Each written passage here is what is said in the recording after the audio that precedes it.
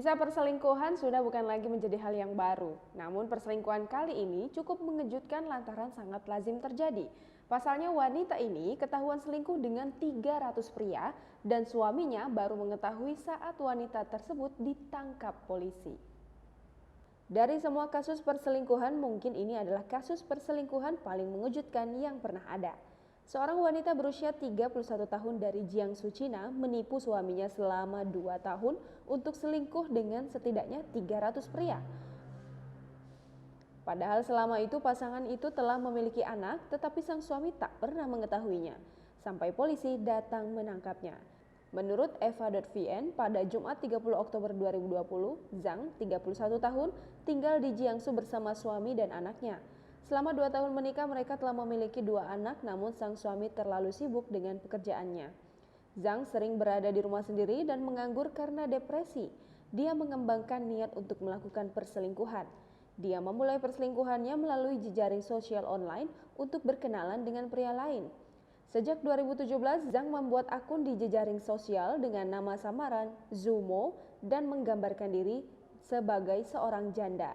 Dia juga berkenalan melalui aplikasi kencan untuk menemukan pria yang tepat. Dengan rayuan manis, tak sulit bagi Zhang untuk merayu pria berbeda dalam waktu singkat, tanpa bertemu langsung.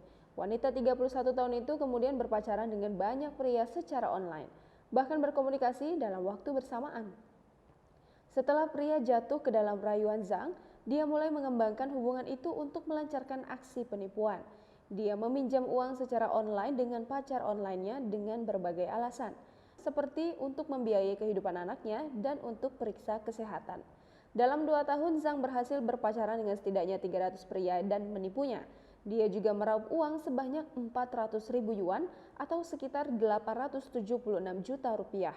Anehnya, banyak korban Zhang yang tidak mengetahui kebenaran tersebut dan memberikan uang kepadanya dengan cuma-cuma. Ketika mereka menagihnya, Zhang kemudian memelas dengan mengatakan dia mengakui tidak memiliki uang demi merawat anaknya. Jadi banyak korbannya yang iba sehingga tidak melaporkannya, tetapi mereka tidak sadar jika korbannya ternyata sangat banyak. Baru pada Agustus 2019, ada seorang pria yang menemukan kebenaran tentang Zhang dan memutuskan untuk melaporkannya ke polisi. Berkat laporan itu, Zhang ditangkap di rumahnya pada September 2019 dan mengakui kesalahannya.